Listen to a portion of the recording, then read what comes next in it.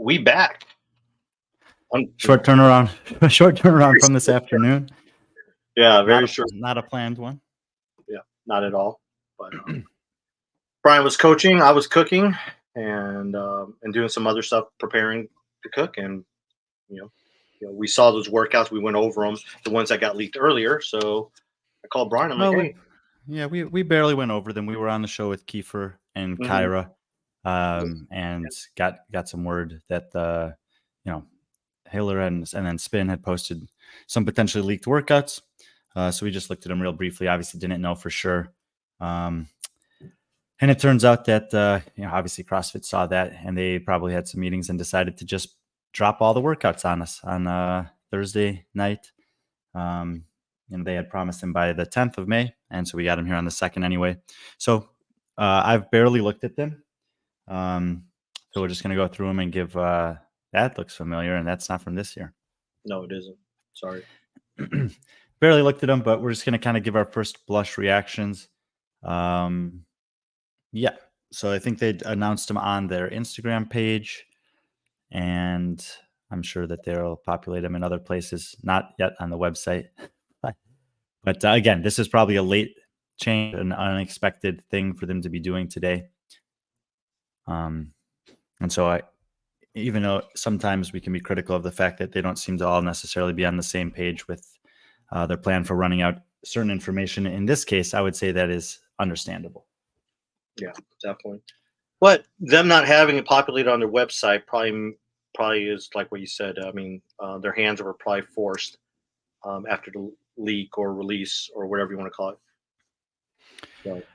I don't think we're going to really waste too much time tonight. We're just going to look at the workouts, give our thoughts as they start to unfold. Obviously, we'll talk about them in relationship to each other. We are assuming a couple things. First of all, that these are the order that the athletes will be doing the workouts in. I believe there are 6. So traditionally, there would be 2 and 2 per day. However, I know that there is the teams are condensed to 2 days of competition. And if that's the case, I don't think they've released the team workouts yet. But I could. The teams are out too. They are out also. Okay, great. And if that's the case, I could potentially see a scenario where that might not be the case. 2-2-2 if they're stacking teams on Friday, Saturday, and maybe just saving half of the competition for individuals on Sunday since there's no teams going on. So a little bit of a assumption in terms of how they'd be laid out, but at least in this order. And then right off the bat, the other thing is we know that there's details about these workouts that are unknown to us for now. And so, we can kind of speculate in some regards. What's going on? No, I'm trying to, how's this? Is it better? Hold on. Just see this. Oh yeah. Oh, there we go. Nice and isolated. So event 1, 5 rounds per ton, 800-meter run, 10 clean and jerks. Time cap 30 minutes. Weight 125, 180 time. I see the time cap 30 minutes, and I immediately think that's just like last year's first workout. The time cap there is just basically to save people. Everyone's finishing under the cap on this. Yeah. I like the, so kind of answer a question. We're talking about the air runner. And I tell a lot of athletes, especially like semifinal or rookies, I'm like, hey, if you're running outside, it's great, but you need to get an air runner or some type of air runner or get used to running in place. Those self-propelled air runners, whether it be an air runner, a salt runner, any of those runners, you just need to get that practice. And I don't foresee that. I mean, again, we see that as the case. So if you're one of those when we're getting these workouts fairly early, I would try to find, if your gym doesn't have an air runner of some sort, I would try to find one. And most seems like most of the 24-hour fitness type places or those global gyms, they have something of that sort. So I would probably invest on some time on that because it's a lot different than running outside. Yeah. And I mean, obviously we'll go through them one at a time, but right off the bat, we do get some running. We get it in the first workout. Most likely, I'm looking at this and I say, if it was shuttle runs, they would list shuttle runs. Yeah. So we're, and just thinking about the logistics and the venues that we're going to be at. We know the venue in Knoxville. We know the venue in California. I've seen like pictures and stuff from inside the venue in France. I haven't looked into the other ones. I'm assuming these are on runners. If there's a potential that they don't have the same company with the same runners in all 7 semifinals, I think for a majority of them, that's probably they probably will be consistent. But thinking about this workout again, if you're a professional athlete, most of the athletes are going to look at this and say, okay, 10 clean and jerks, 5 rounds, 185, and I have to run in between. So that's going to take, depending on, running versus outside versus an air runner, this is going to be a 2.5 to 3 minute run for most of the men, maybe 245 to 315 for most of the women. And then I'm back on the barbell. They probably have a pretty good idea of their paces on the barbell and whether they can do at any point in the workout, can string some reps together, or if it's not worth it for them, depending on their strengths and weaknesses. But the runner, if you don't have the practice on it, like Patrick's saying, you got a couple weeks to at least figure it out. And details will matter. We know how competitive these fields are. So how you start timing the thing so that you're not getting off the runner and then the judge is calling you back and saying, hey, you have to stay on an extra 10 meters and you're just wasting these precious seconds. Even though it's a little bit of a longer workout, I expect that we'll have close races across the board in all the semis in both divisions because the athletes are just that good. So dialing in the details there in terms of getting on and off the runner, not wasting time there, and then having a plan with the clean and jerks. The other nuance potentially here is, do they have to move the barbell? If I were practicing this, since there's only one, Nikita, my man, since there's only one weight listed, I would probably assume that you're either going to move the barbell or some sort of chest piece after every round. And so I would practice, a version of the workout where I'm finishing 10 and I'm moving something forward, whether it's rolling my bar forward, going over the bar and advancing a chest piece. That's a nice storytelling thing for commentators and spectators at home and on site alike to be able to see. So those are like the little nuances that I just think of immediately with this workout. Do you think, obviously time cap 30 minutes, 5 rounds for time. I would like to see them kind of go shorter on this with a 400 or even a 500-meter run, make it a little bit more sprinty. So what, instead of, I guess we have to look at it to kind exactly. of, yeah. But I think that's what we'll do. We'll kind of go one at a time, and then we'll start thinking about them as they relate to each other. But I do like the classic, combo run clean. For me, this is like a tailor-made workout for me, so I like it. 5 rounds for time, 800-meter run. So it's funny because I was just talking to someone about someone like Sydney Wells, who obviously is really good at these type of distances, and unfortunately she's not competing at the semifinals, but just initial reactions of this, I'm like, this is going to be a really good workout for people like Haley Adams because it's not a really heavy weight, and Tia's going to, with her running background, Yeah, definitely. Think about this weight. To put this weight in perspective, in the lifting ladder that the athletes had to do to qualify for this stage, which was the 4th quarterfinals workout, this was the second barbell for the men. Yeah. I think the second barbell for the women as well. And all of those athletes were basically doing 10 clean and jerks in 30 seconds or less. This is a weight that they can move very quickly. And I think that the margin between them, just from thinking back to watching Dallin and Jason and Taylor and Colton do this, by the time they got through 3 bars, which ended with 10 clean and jerks at 225, there was a 7-second gap from the first person done to the last person done amongst those 4 athletes. So those clean and jerks at 185, if you didn't get a chance to watch any of the athletes do that the buy-in in that last quarterfinal workout, you're basically going to see that on repeat here. They are going to be dropping them, waiting them for a settle and go again, or even in some cases pushing them down. Some athletes will choose to go touch and go, especially in the last round, since there's nothing after that. And so having the capacity, you think back to Roman Krennikov at the Rogue Invitational 2 years ago at BT with a spin, where he said, my recovery pace is their working pace. If you're an athlete who can run at your recovery pace that's maintaining with the rest of the athletes, you're going to have an advantage in rounds 4 and 5 in this workout. You don't necessarily have to run faster.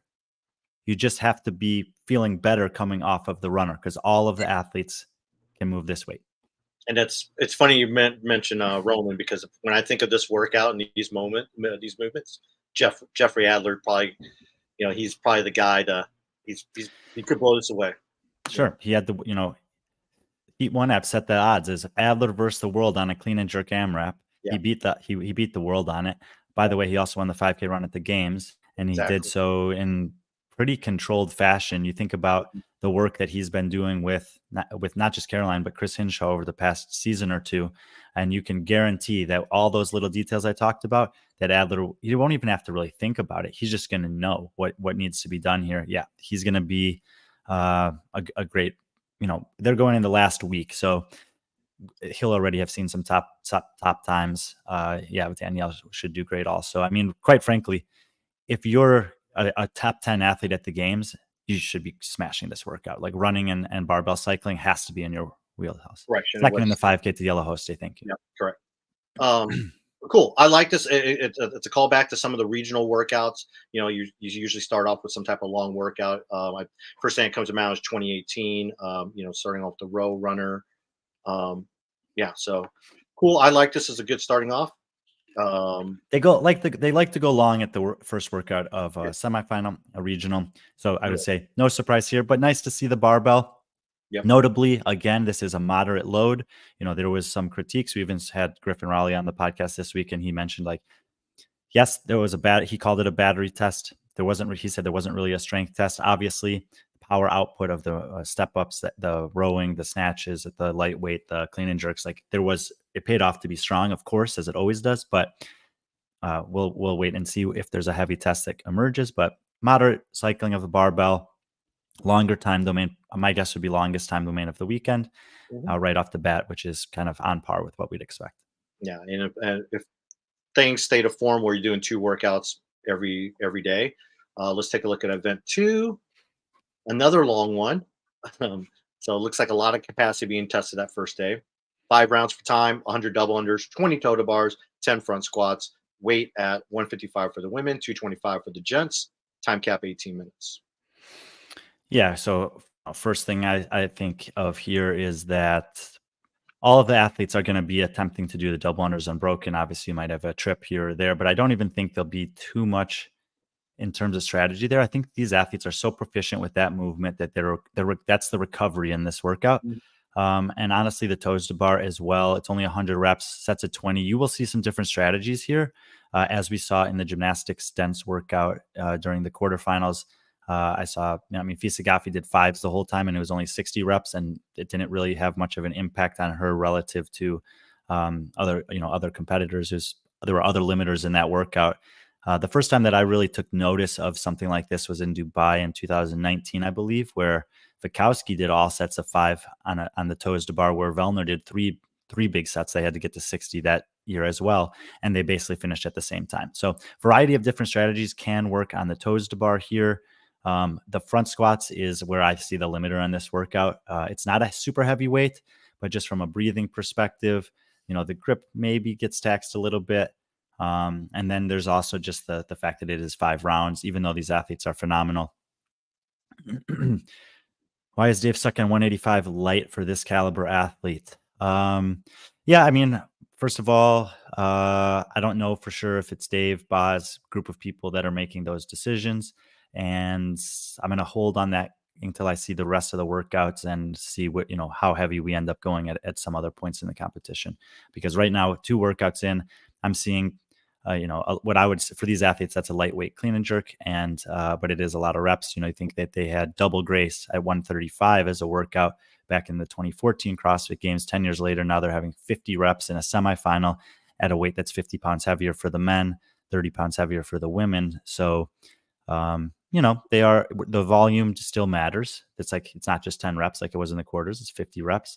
And then back it up with another barbell at a moderate load. I've said 10 front squats for 225 is not an issue for any of these athletes, but 5 times over with the heart rate up and a little bit of a premium here where you're really thinking where am I going to make the difference relative to my opponents?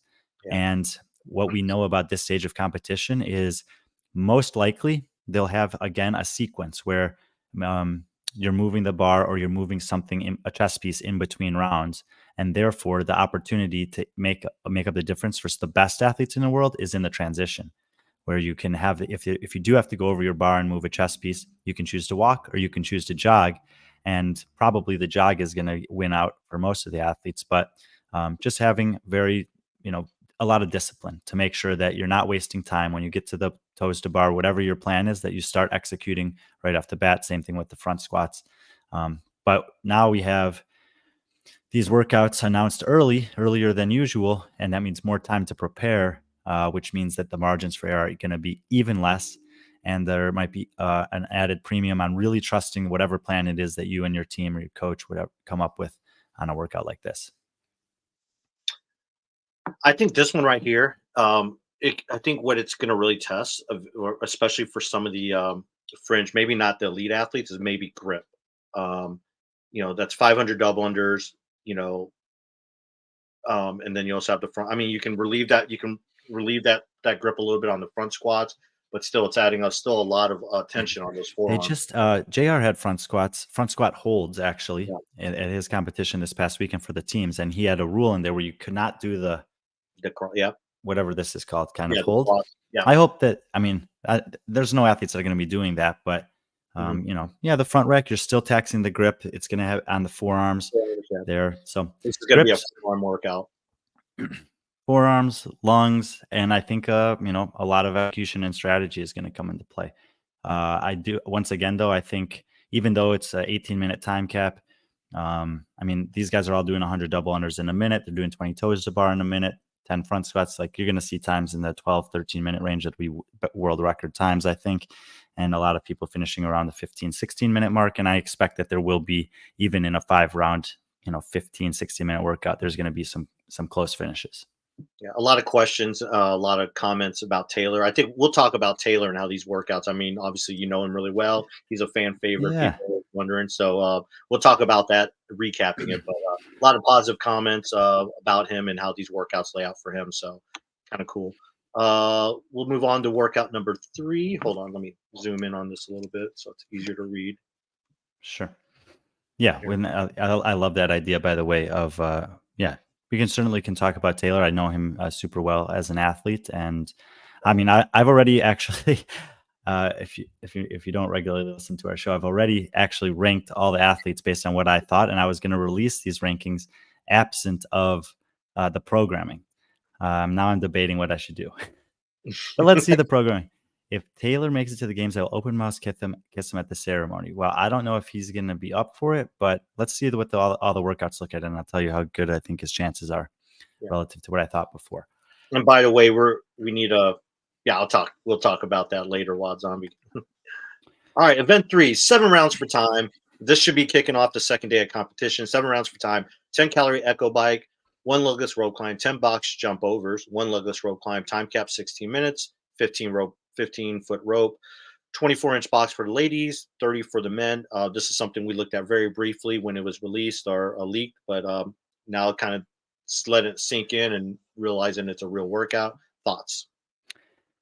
Yeah, I mean, 14 legless rope climbs in one workout. It's some kind of call back to the regionals workout 2014 that then they reprogrammed at the semifinals a couple years ago, where you have a high volume of legless rope climbs in one workout. But what we didn't know earlier that we do know now is it's on the back of the workout we just looked at, which has some grip demand for sure. So small details on the Echo Bike here, relax the grip. You're probably pressing more than you're pulling, saving the pulling for the legless rope climb. Box jump overs is interesting to me. These athletes can rebound box jump overs. They can jump on the box, jump off, and a spring back and come back on. We have more or less only seen step downs mandated, which does, if there is a step down mandated here, it slows the movement down, and it creates one less area of opportunity for some separation, especially as the rounds progress.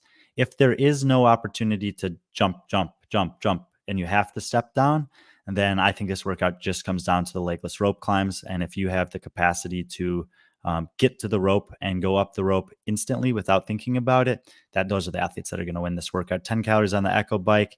If you're on over 7 rounds, let's say that you're finishing 1 calorie ahead of me, even 2 calories ahead of me. If I'm better on the legless rope climbs, I still like my chances. This is I think this is going to trick some people, and I think the reason why is because it's 7 rounds. Most people are probably used to doing 3 to 5 rounds, and I think that 7 rounds, it's going to make it a little kind of. I don't know. Well, I guess they're getting it. They're getting enough.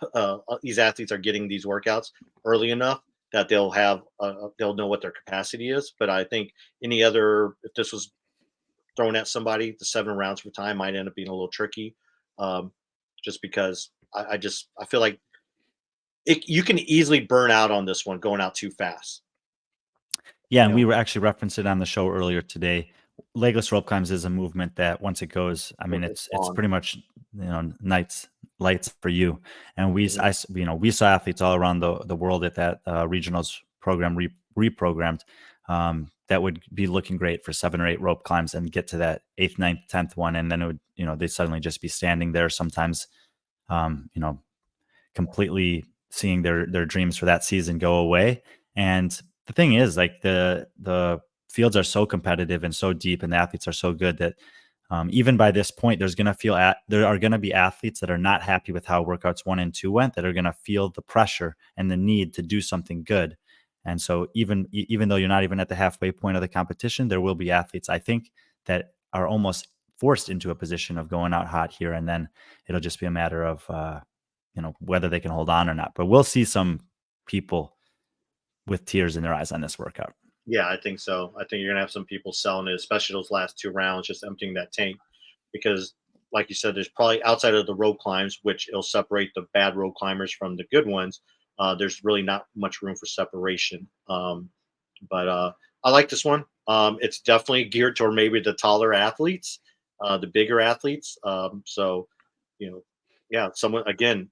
I think this is a good So workout. I mean, as long as they can get up that rope in the last Yeah, 2 rounds, yeah, it's not one per round, it's two per round, and yeah, yeah.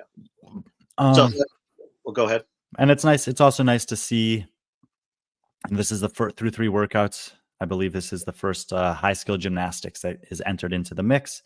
You know, toes to bar previously being the only time that showed up. So now, even though we're at the halfway point of the competition, we've had to run, we've had and the barbell cycling, we have the MWG triplet, and then we have this that is, I think, more biased towards the rope climbs. So a run, a kind of a balanced grippy test in the middle, and a rope climb, legless rope climb workout seems like pretty good through 3 events. Yeah, and I think whereas day one was more maybe capacity and engine. Day two, just starting off that rope climb, like you said, gymnastics base. But if you look at event four, some more gymnastics. So maybe day two is maybe geared towards more gymnastics heavy. Yeah, and look at the numbers on this. I mean, 400, Mhm. 600, 800 meter row is what it is. Think about so 1800 meters total. Not like usually we would think about a 2K. Okay, we have a good idea of what a good 2K time is. 1800 meters is a cumulative here. Rowing and handstand walking, not unfamiliar to Boz and Dave's programming. There was that. I think it was the last chance qualifier workout. There was a 2K row into max effort handstand walking in remaining time. So being able to pop off the row and get into a demanding handstand walk should be something that athletes are practicing for sure. 96, 120, and 72. I'm just like trying to visualize what this could look like on the Yeah, floor. I don't Um, know. are there multiple rowers in each lane at either end? Is there, this just says handstand walk. This is one of those things where there could be some nuance to it that we don't maybe see at the first glance. Is it just a regular handstand walk? I actually don't mind if they just, this whole season so far has been very accessible, I think would be a good word. And so we look, they've been progressing these jump rope variations, but we just got double unders, guys, 500 of them. Do you have that baseline movement? If they did the same thing here, where it's just handstand walking, and let's see what you got. Of course, the one potential nuance here is mandating a distance unbroken on your hands. So if those 90, if it's a 96-foot handstand walk and it's down and back because you need to get back to the rower, then that would be, is there a halfway point where you can stop and rest or not? Is there a ramp and a stairs that you have to go over in between? Are you forced to do a pirouette or two? Are you forced to do a freestanding handstand push-up or two? I would guess no to those things. I think this is probably going to be just what it looks like. And the only kind of nuance is how do you get to those distances? 26 feet left on the first one and 28 feet difference. 48 feet difference on the second one. So they're, yeah, I mean, I'm trying to figure it out. I guess 24. So it seems like they're all multiples of 24. So maybe there's 24-foot And then segments. yeah, It's just strange, and I can guarantee you that there will be other people that are saying, why isn't this 72, 96, 120 counting up as the same as counting down? Joey is right. Oh, there must be people in the comments. 24 feet down and back twice. 120 is down and back 3 times. 72 is down and back and down twice. So you're, instead of coming down, back, and then turning to run to the finish line, you'd be walking towards the finish line. And then once you cross the line, it'd be a short sprint across. So there you go. Appreciate you guys. Just trying to figure it out on the fly. These are more or less the first time I'm seeing them. That makes sense. So of course, the floor layout, the time cap, where they want athletes to finish. I wouldn't mind having if it was just 96, 120, 96, where they did come back on the last time, so that you can see the run across the finish line. But at the same time, it's nice to have the athletes finishing the final movement towards it. So I think I'm okay with it. Sorry, I'm just doing some math. I mean, for the elite athletes, you're looking at probably 7 minutes of rowing. So, or less. I mean, some of the guys they'll pull. I mean, guys are going to pull 400-meter row. They're going to pull 140 across the board here. Some of them will pull even faster than that. I mean, I think about Nika Maizaradze that we've been talking about. First of all, he won both a handstand walk obstacle course and he won the 5K row at 16:47. This guy's pulling intervals in the 130s like every single week and posting them on Instagram. And there are plenty of other guys in the world that can do that too. And then these guys are really good on their hands. So, I mean, I think even 6 minutes for the 1800 cumulative row. Obviously, you have some transition time. Yeah. So, event 4. So that's the end day 2, presumably, and then this is event 5 to as the kicking off the final day. You would assume. I actually watched. Jason Hopper, Jake Douglas, and Katrin Davidsdottir do this workout in training prior to the CrossFit Games last year, and I believe these are the exact same weights from the regional snatch ladder way back in the day. I don't think these are any heavier than that, and I don't know if I would like to see them heavier or not. Jake Douglas and Katrin Davidsdottir obliterated this workout like 3 minutes or something. Last July. And you're gonna, I mean, if you want to see people snatch heavy weights really, really fast, you're about to see it. My concern with just the load and how fast they're going to do this is just like, it almost reminds me of the whatever the duel was with overhead squats, where like the athletes are snatching this and standing it up so fast because it's so light for them, even up to the 240. Like the first 3 bars are routine for the athletes that are thinking about making the CrossFit Games. And where if you and I are both standing up at the same time and my judge is just seeing things a little differently or calling things a little bit tighter, that like one no rep there, I might never have a chance to catch up to you again. So there is, I could say there's a big premium on the judges holding the standard here. And it could 2016. Thank you, CJ. And it could, it could cost some people, because this is a workout where and especially in this one, I think you're going to see, you will see a couple athletes in that 3-minute time range. A lot of the athletes minutes on this.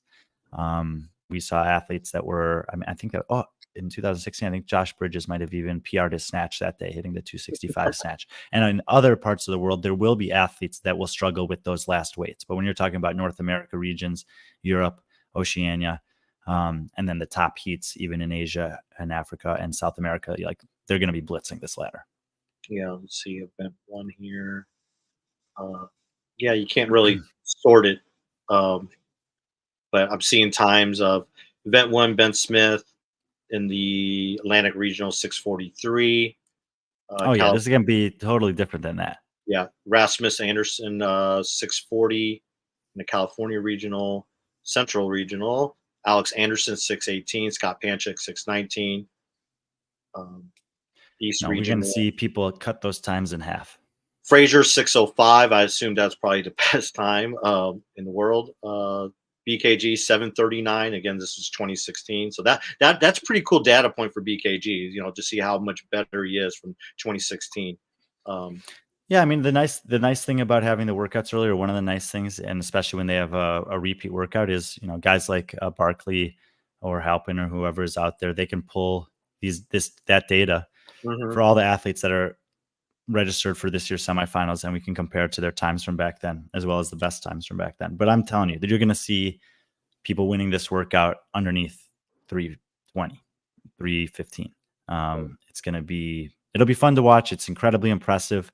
And it's going to be fast. And so I'm just like, now we're getting towards the end. I think I remember what event 6 was. It's kind of a sprint chipper with some ring Yeah. muscle ups.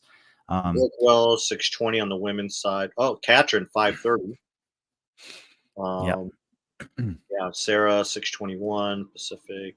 Cara Webb, of course, 529. Um, Camille 651, and out west, Janine Shillington 711. So there's a Didn't little. have that one on your bingo card, did you? Did not. That's a little throwback name, but yeah. So again, this will be fun to watch, especially watching this ladder, this format. I think if you haven't bought your tickets to any of the semifinals, but this is going to be very enjoyable to watch on the tennis stadium on the West Coast. I mean, all of them going to be nice, but it's going to have a little bit of nostalgia, I think. Yeah, Absolutely. like I said, world records for Fraser 605, Carl Saunders 529. So Yeah, but it's gonna that'll be be fun to watch. I can't wait to watch. it'll be fun to see where those two times stack up once all the semis go. Like, are those the 50th best or 100th best, or where do they fall relative to how many athletes are able to do this ladder faster than that 8 Well, years later? this is my challenge to any content creators out there, and even like any other media. Try to clip the video if you can of Fraser doing that. If you can find a full length video of that, and maybe run side by side with whoever has the world record this year, I think that would be cool to kind of compare those two. But well, cool. All right. Let's just flip over to the 6th one, because Yeah. basically at this point, we'll run through it. So it is this chipper.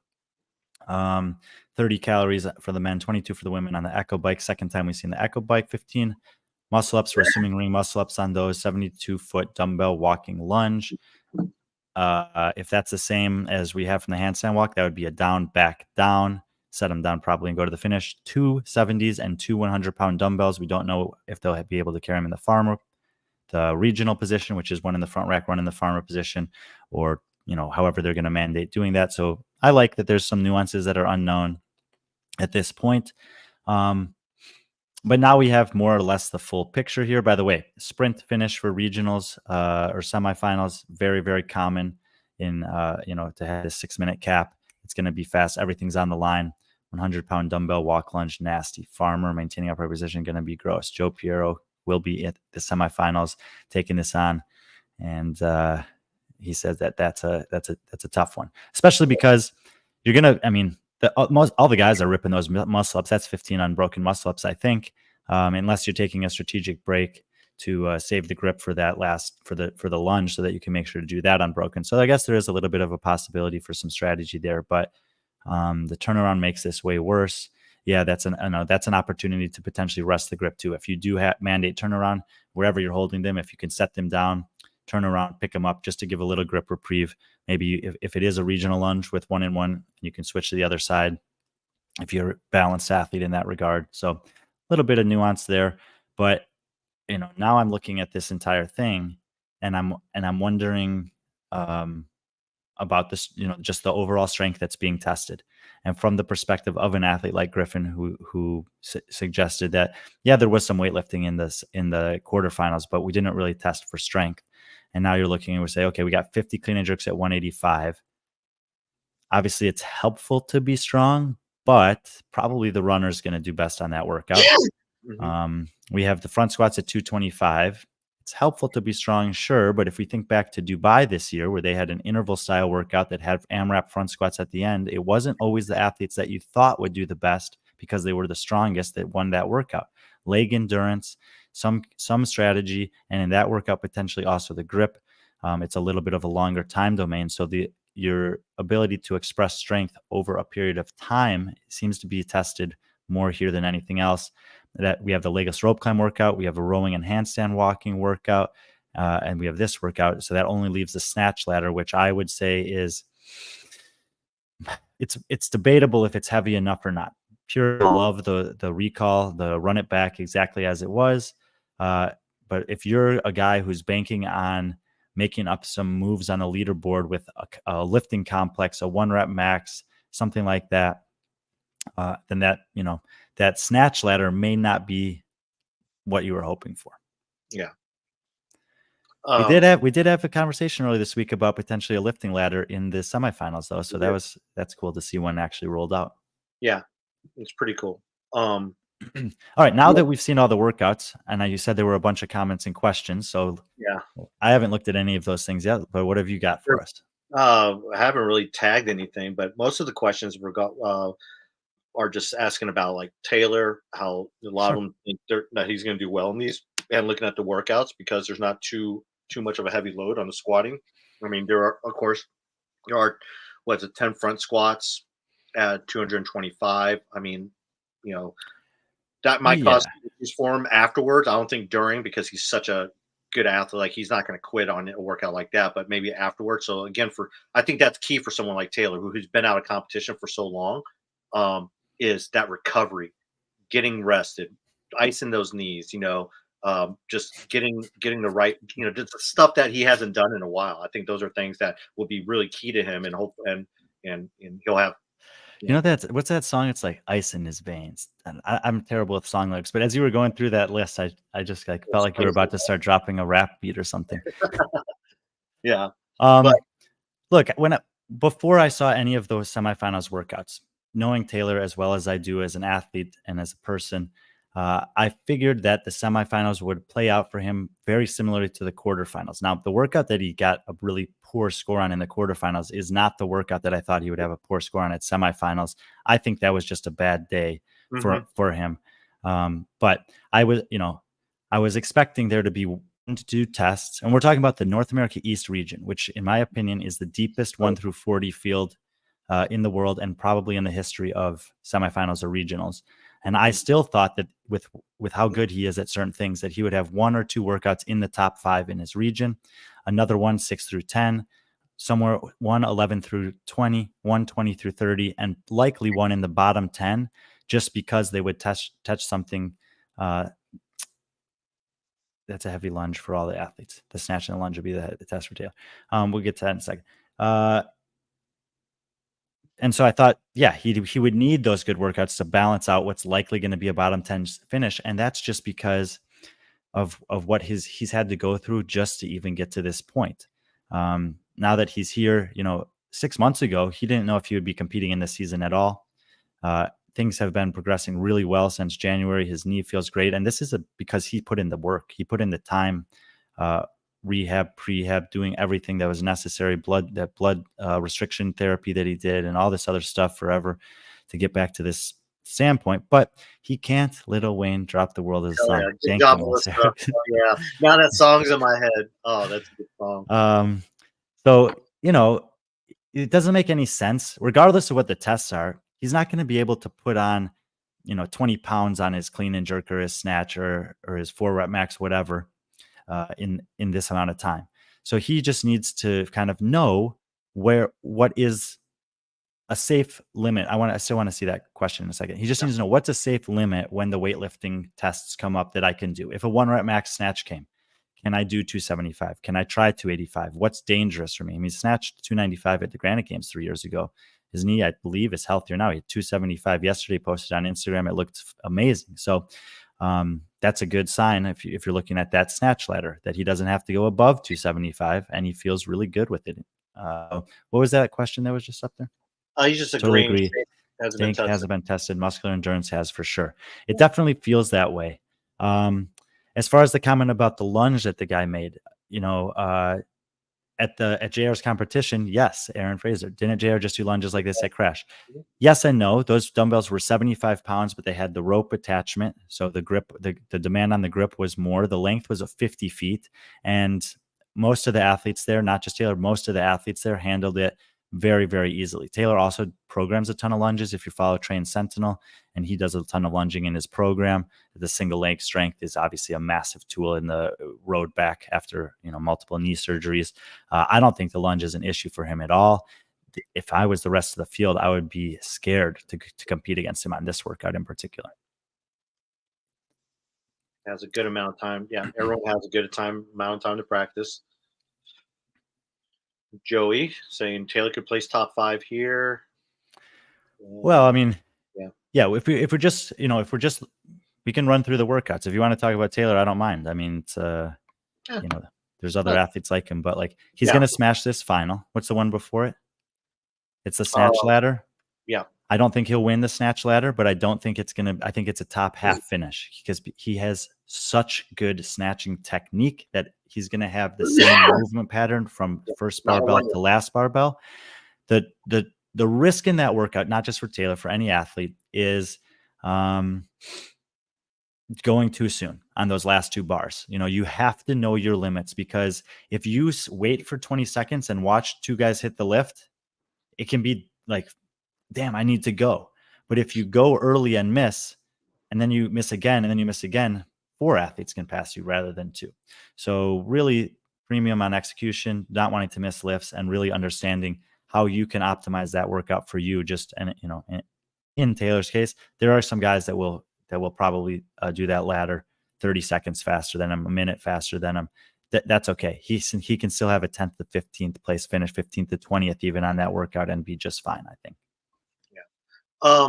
Before we answer some of these questions, the team workouts got introduced as well. So I figured we can go through those really quick. Might as well. Right? Questions. Let's finish out the individual stuff. Okay.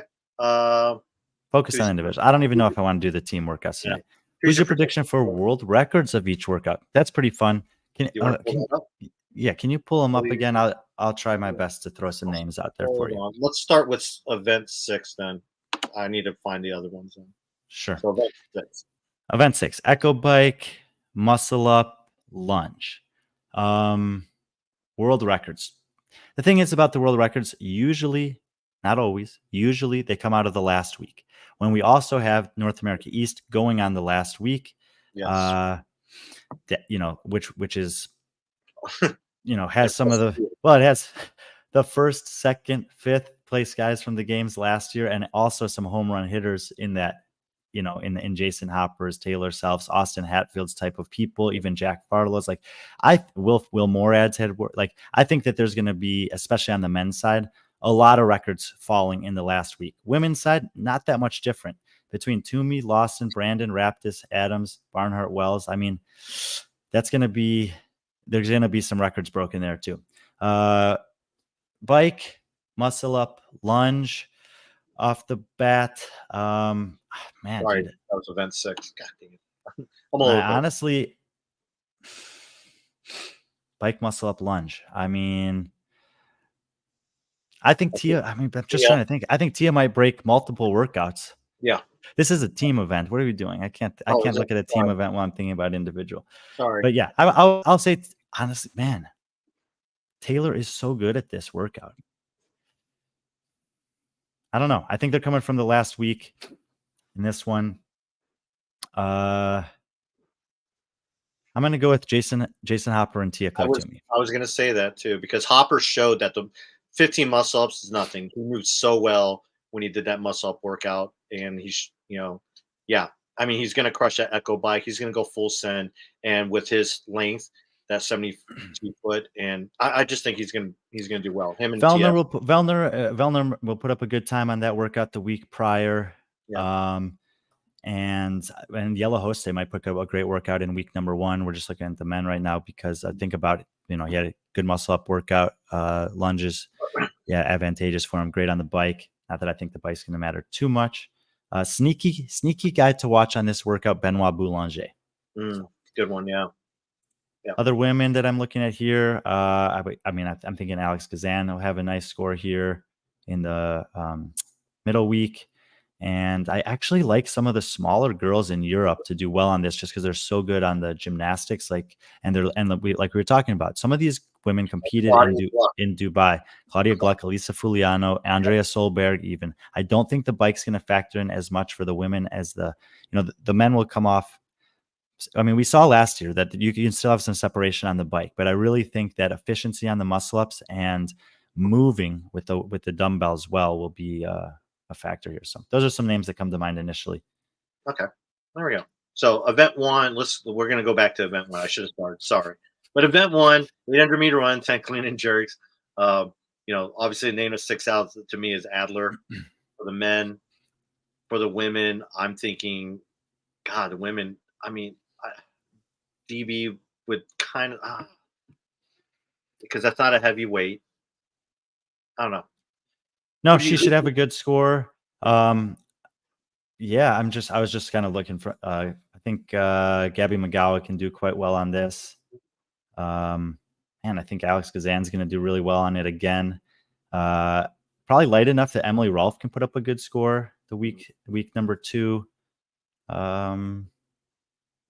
Yeah, just trying to glance to see if there's anyone else in the other regions. No, those are some of the names that come to mind first. I mean, you got to run well.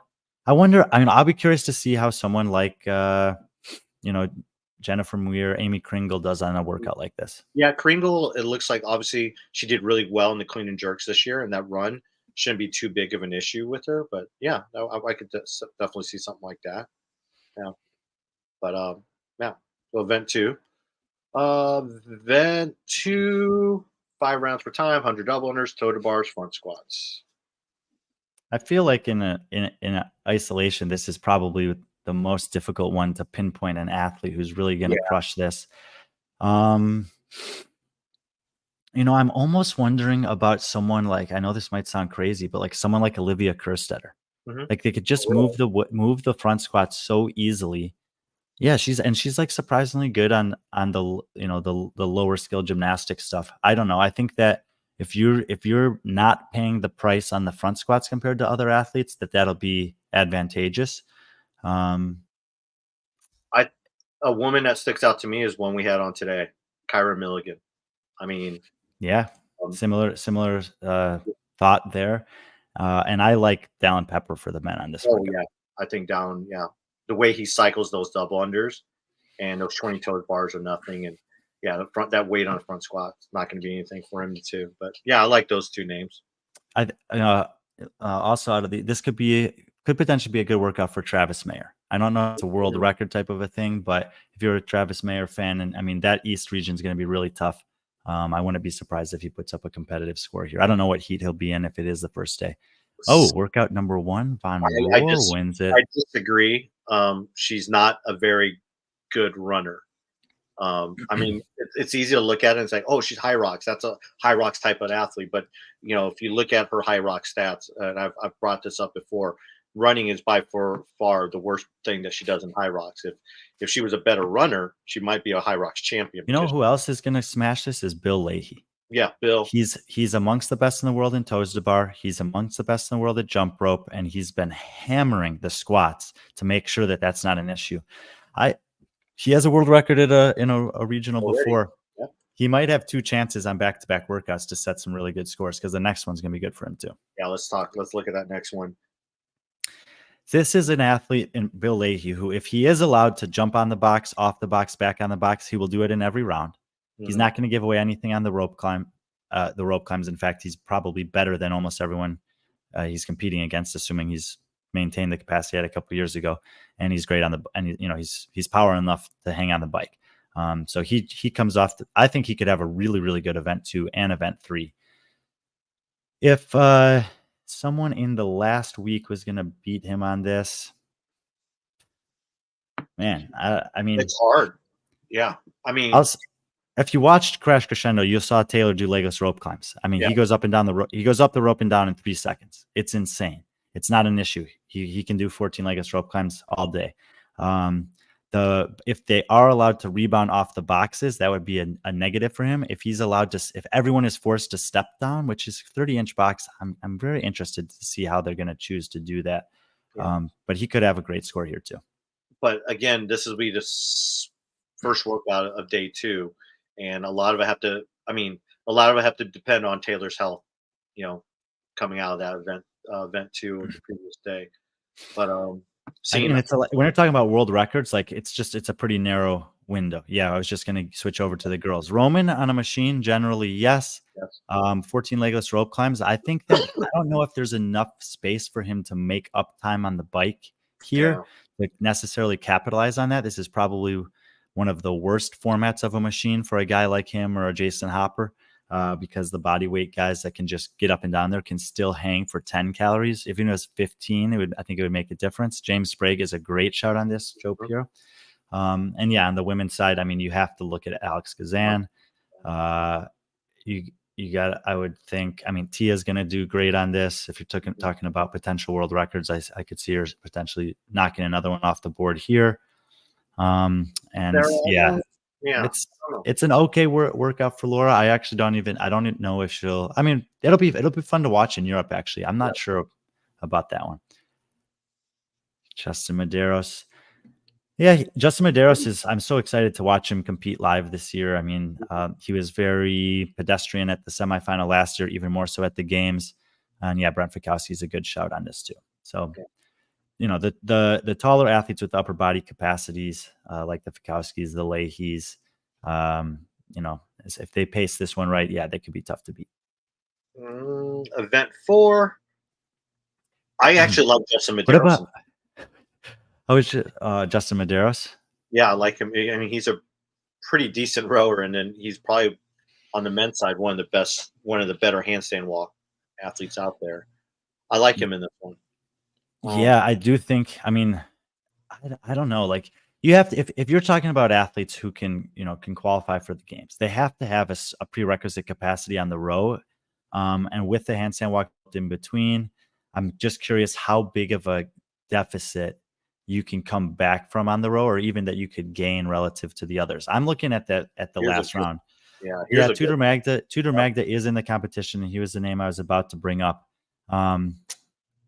Yeah, Victor Hoffer is obviously, these are some of the best guys on their hand. I'm just curious because I just don't know if it's that much of a handstand walking. I'm just looking at that 800-meter row, and I feel like that is the row where the rowers will have a chance to make a move. But if they're behind, then it might just be making a move to pull level, and then the handstand walkers will win. My instinct is telling me, based on the entirety of the test, that Dave and Boz and whoever's involved in these know that the gymnastics will have to factor in at some point. Yeah. And I think that they will play a role in both events 3 and 4. And if that's the case, yes, then I would, you got to, if you're looking at world records, you got to favor the best handstand walkers. They're not going to fatigue. They're going to make up a couple seconds here and there. And for the women, of course, that's Danielle Brandt. I mean, she's undefeated, but at the same time, I like what you just said there, where I think this is a good way to kind of maybe bring the rest of the field to some of the best handstand walkers, because if it's a handstand walking event, the best handstand walkers are going to win every time. But I like the row, the implementation of the row. I want to throw. We haven't talked about Oceania at all, but I want to throw out for event 3 again. I want to throw out Luke De Jong's name as a guy who could potentially in the middle week put up a really strong time on workout 3. And why is that? Taller guy, good upper body pulling. He'll send the bike. He has the explosiveness for the box jump overs. He's just athletic, and I think that if you know anything about the guy, I guarantee you that there's going to be 1 or 2 moments where he steals the spotlight, even from guys like Ricky and Jay out there, and maybe that workout. Yeah, I mean, Ricky's. We should be considering some of the other guys. Kalian Souza in South America can do really well on this workout. There's going to be a workout where Ricky or Jay Crouch put up a really strong time. Guy, we'll get to event 5, but Guy will be in the mix in terms of that snatch ladder for sure. So there will be some good scores coming out of those other regions as well. Yeah. All right, let's go to event 5. We already kind of gave a sneak peek on the men's side, obviously. Yeah.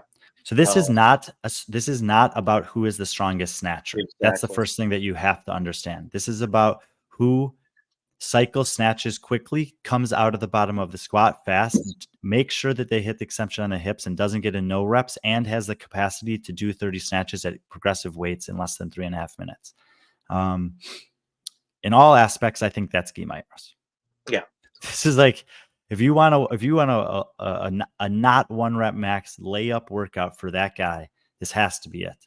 If you're, and if you're thinking of, like, even if you think back to, Wadapalooza. Like there were some strong athletes in that field, but he's just so snappy. That hang snatch, he's so fast under the bar. And I think that the time domain and volume is low enough that it won't affect him here. It's hard for me to imagine anyone having a world record against him on this. Yeah. I mean, the only someone like Braun or Farlow maybe, I but think I that think their muscle fibers, the speed of yes, those is just too not slow to keep up with well, someone I like that. agree. I agree.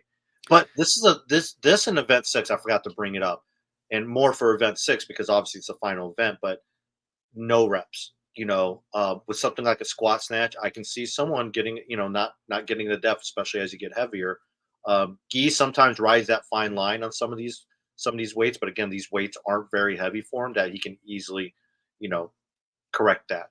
Um, but yeah, for event 6, I think no reps will be key, and also the pressure of event 6, because there's obviously going to be a lot of, and I think event 6 was a perfect. It reminds me of last year where you have this race under 6 minutes and anything can happen. Last year we saw athletes trip with the sandbag, running that back. And I can definitely see going back to 2017 where Kara and Tia were going back to, head to head. And, that form just gave up, and I think there's going to be a lot of drama on the floor for both day. The last day of competition on the individual side is going to be exciting, no matter what semifinal you go to live, or if you watch it live. I think it's going to be, or watch it on stream it. I think it's going to be exciting. These are just very fan friendly events to watch. Yeah, I was just thinking about the women on this one. I mean, like I said, the best snatchers, the heaviest snatchers are not necessarily always going to win this. Yeah, Yeah, so we're looking at in Europe. Traditionally, if there's a heavy snatch, you're going to see Laura Horvath and Karen Cleova. Freyova. They both snatched 210 pounds at semis last year. I think Danny Spiegel is going to have one of the top 3 scores Yeah, on this one. I think Tia Toomey will also have one of the top ones. Olivia Kerstetter, yeah, is a good pick here as well. Those are Manon, probably, and who? Mongo Nangonese in Europe. Yeah, I mean, those are probably. I would guess that we've listed off one of the world records right there. If I had to pick, I would go with Spiegel and Guimaeros on this one. I think a lot of people would as well. What was the question right before that? Someone had asked about Rebecca. So Rebecca Fusile, I believe, is who you're asking about. or Vidison. I mean, or Vidison. Yeah, in both cases, Yes. they would be happy with this as opposed to a heavy lift, a heavy complex, a heavy whatever. And so for athletes like that, you just gotta just make sure you don't miss. Like the athletes that have to have that mindset of run my race, execute my plan, trust how I'm feeling in the moment, and go when I'm ready, and let that be like let that fall where it is. Because if you make that mistake, 5 to 10 spots could pass you by as you're standing at the bar wishing you just waited 10 more seconds. I'll throw a dark horse name out for event 5. Jorge. Jorge Fernandez. Yeah, I Yeah. mean this is absolutely a workout where, remember, this is semifinals. It's not the games. There's not a risk of cuts or anything like that. And absolutely, you could have some strong, powerful athletes that don't factor into I mean, the first 3 workouts are 30, 18, 60-minute time caps. Mhm. You could definitely have some athletes. Yeah, that this kind of goes back to, those judges. I mean, how close are they going to be paying attention to depth on some of this stuff? But I think Danny is so good, and these weights are so light that she can afford a no rep, and it won't cost her too much. Yeah, I'm just trying to look to see if there's anyone else that's kind of lower down the ranks that could really smash this weightlifting that jumps off the page of me, other than Joey Piero, of course. Yeah, of course. And then that brings the final. I think we already talked about the final one. So those are, I mean, off the cuff, those are some names that we think of. We're talking about world records, so they're Yeah. mostly recognizable names. There are a couple workouts that could potentially lend themselves to specialists in legless rope climbing, handstand walking, maybe, and the snatching. But yeah, I mean, I'm just trying to think about the whole test. 6 tests better than 2023. I don't know if I've had time to necessarily evaluate that yet, and it's so hard to. I mean, you can even with as much competition as we've seen live, online, everything else. Sometimes things don't go the way that you originally think about them going. There were a couple workouts last year at the semifinal level that I was a little skeptical of prior to watching them that I felt better about afterward, and the other way around. Legs and hip flexors will be damaged significantly from WOD 1 and 4. Yes, exactly. It's very squat heavy. You see a lot of yeah. Hmm. Yeah, no, I think I'm just trying to think without putting everything down on paper. I think there's Yeah. a decent amount of balance here in terms of upper body pulling. You have the Legless row climb and the ring muscle ups. In terms of pressing, you really only have the handstand walking, so maybe lacking a little bit there. Dark arc workout 6, Chloe Gavin David. Does She's back in the she mix this year. is she competing? She's as far as I know, she is. Did she Um, register? I guess we'll I find haven't out. I haven't checked to see all the athletes that have registered yet. They're having some problems with the team alternate situation, so I'll probably give that another day or two before I really look to see, or whenever the deadline passes. My son's Yeah. hockey will keep me from Knoxville. Have a coffee on me, guys, and thanks for the bonus show. Melanie Hodge, one of the greatest supporters of B.Friendly Fitness out there. Thank you, Melanie. Oh, here's a good name on the snatches. Yep. Kelsey Keel, yeah, I was just looking at her Mhm. as well. Yeah, Emily White out in the West, very Oh, yeah. strong athlete. Yep. So there is some potential to see an athlete like that make a move here. We were talking with Kiefer and Kyra earlier today about give us a running workout, and you could see someone like Kendall Gilmore. Like there's some good runners out there that could maybe challenge in that early workout. I don't know. I think it's going to be fun. I think that's the right word, CJ. Yep. I Entertaining. agree. Yep. Especially that last day. These workouts will produce drama. They will give opportunities that chance to risk it. Some of those risks will pay off. Some of them will not. Tristan Patrick Hattie Canyo is who he's talking about here. I'm not sure for which workout specifically, but Hattie Canyo is going to be out in the West. She came in a top 10 qualifying position out of quarterfinals and been kind of knocking on the doors. Yeah, if you guys are kind of new to listening to us, we will do a week by week, every week, the Tuesday prior. I'm going to put out all my picks this upcoming week, and then each week we'll dive deeper into the fields at play. The cool thing about semifinals is there's a lot of awesome athletes to talk about, but there's also a lot of known information, which allows for us to kind of hone in on some specific things. But at the end of the day, regardless of how much you know, regardless of what the numbers say, there's going to be, I think that this is what makes it entertaining. There is going to be a huge value on the athletes that are able to execute under pressure because, we don't know what the prize purse is yet, but it's like people like to win this stuff. They like the podium, they like the cash, and they obviously want to make the games. And at all of those marks along the way, it's going to come down to fine margins. So I Yeah. think you're going to see fast races, exciting finishes, people that, like we said earlier, are going to be breaking down in tears on the competition floor, not because they can't do it, just because it didn't go their way, and others that are going to be breaking down in tears with elation because Yeah. something does go well. Brian, you've said it so many times, like the opportunity to be able to say that you're a games athlete is becoming harder and harder because the barrier of entry to the games is getting smaller and smaller. So The it's barrier is getting bigger. The yeah, opportunity gets smaller. opportunity. Sorry, my wires got crossed there, but yeah. So you are going to see a lot of that. You're going to see how athletes perform under pressure. So it should make. I'm excited for it. Just looking at the workouts, I haven't overall. I won't give it a grade because I'm not when it comes to programming. That's not how I look at things. I look at things and how entertaining and is it going to get the fittest people to the games. And right now, just looking at it, I think yes. Dana So, Paran's another name to watch on the snatch oh ladder. yeah, She is qualified in the field. You might have seen her at Dubai a couple years ago going toe to toe with Karen Frey on a barbell cycling workout there. So yes. if you're looking for winner of the snatch, keep Thank you, an eye on Sarah. her. Ooh, late gym time for Sarah Cooper. I set your shirt aside today, by the way, Sarah, and we'll make sure you get that. Yeah. From the lunch, front rack. Yeah. I think if I was guessing, I would think this is going to be the regional style lunch. I don't think they're both going to be in the front rack. I think they'll have a mix. So they'll either be front rack and farmer's carry or overhead and front rack. But 100-pound dumbbell overhead, I don't know. That would change a lot of things. CrossFit. I'm glad CrossFit has realized bag carries or walking lunges are always the correct way visually to race to punch a ticket to the games. Yeah, a workout that ends with something that's a very clear march to the finish line is very good from a storytelling perspective.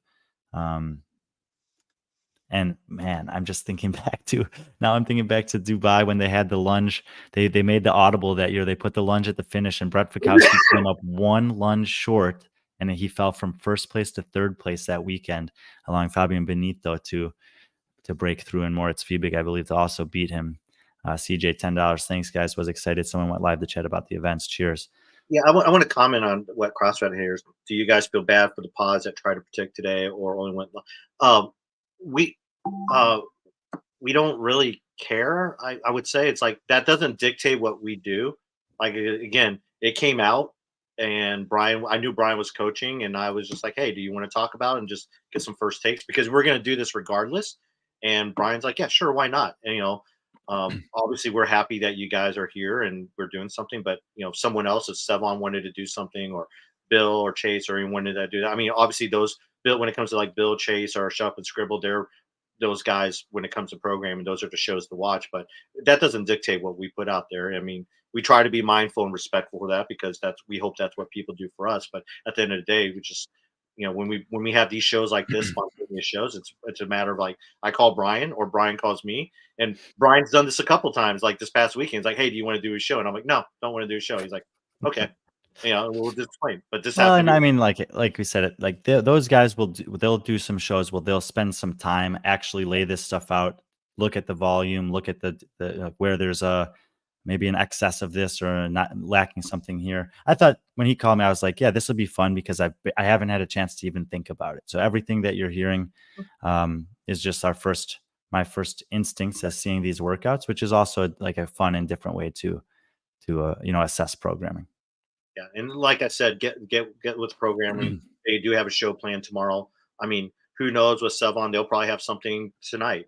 As far as we know, I don't know. Like I said, he's already had 3 shows today. Why not a fourth? Or he might just say it's you might not have a fourth. I don't know. But either way, PC, you think that do you think that this slate of workouts is favorable for Sarah Sigmund's daughter? yes, I do. I think this is this. I mean, you look at what she struggled at last year, which I don't think. I think it was just one of those things where it was just a bad day when it came to the legless. Those come on, two per round. I mean, what's that? 14 legless rope climbs total. That would be nothing for her. But I think having all those machines helps. Is that I guess with 4 machines across 6 workouts? I guess we didn't talk. We're assuming that there's an air runner in workout 1. There's echo bike in 2. There's a rower in 1. Double unders is 500 in 1. So there's, a lot of times when people do those programming breakdowns, and I do this too when competitions send me their programming to break it down. You'll look and you'll see just like there's not that much monostructural. Here we have 5 monostructural movements by definition, and then there's some other things like the box jump overs, which I would usually count as a monostructural type movement for this one. I'm not worried about her knee. I'm not anymore. I think Sarah's in a really good place It's mental. physically compared to where she's been. I think she's in a good place mentally compared to when she's been. We actually spoke about this earlier this week as well with regards to the choice to live in Dubai, where she has friends, she has the beach, she has her preferred physical therapist there, she has a training environment that she's thriving in. Quarterfinals, I think, went really well for her. Snorri came out there and was fully supportive. She has, Kotler in her corner. She's got a lot of people that are putting her in a situation to have the opportunity to do something really cool. Because if she does qualify back to the games this year, then the story arc of Sarah Sigmund's daughter is a pretty unique one in terms of the history of our sport. If she happens to have a good performance at the games, top 20, top 10 finish, that's even better. But only one stage at a time. Looking at everything on paper, I think that Sarah Sigmundstadter has a fighter's chance for sure. Yeah. Week 1 to potentially return to the CrossFit Games. And I'm jealous because you're going to be able to see that. You're going to be there live, and you're going to be able to see that fire in her eyes, and that's something we haven't seen. I mean, we saw it for a couple events at Lowlands, especially that event, but the second to last event where she went out and crushed it.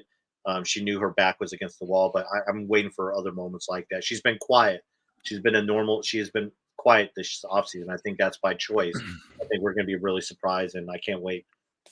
This question about Tia, I think that's a non-issue. I think obviously based off quarterfinals, these workouts, I think it's yeah, it's just not. It'll be interesting to watch her out east against that level of competition because it'll be her versus Emma Lawson versus Alexis Raptis. TB, Raptis, Exactly. You're talking. It's Haley a Adams, Barnhart, Wells, Sagafi, yeah, Greer, Prevost, Semenza. yeah. It's So those yeah, are the games veterans, and then there's a bunch of people. Well, Greer's not a games veteran. Then there's a bunch of people that are knocking on the door. Yeah. but- If you're on the East Coast of North America and you're not planning to go to the semifinals, and you're a fan of CrossFit, or Central unless you have a Central. good excuse like Melanie, Yeah. man, like that is gonna be incredible. And if you want to do male female teams for the community division, Mhm. Audrey and I are competing on Sunday morning, and you can sign up and compete against us. We're in the intermediate division. But cool. All right, we won't take any more of your time. Hey, again, thanks for everyone, especially a shout out to these people for supporting us in this way. This is another way you can support us and our channel and everything that we do. Thank you, Lid, for doing that, and of course Melanie and CJ as well. We really do appreciate it, guys, and that's why we do these shows for you guys. It's not really for us; it's really for you, and because we know that people like you are going to tune in whenever we come on. So, last minute show, but we're glad that you guys came out to hang out with us. But um, yeah, Brian, you have anything to say? Nope, go pack my bags for Atlanta. Yep, yep. But cool. Appreciate it. We'll see you guys next week. Again, unless something something newsworthy pops up again, I might make that phone call to Brian or vice versa. But again, appreciate everything you do, and as always, be friendly, our friends.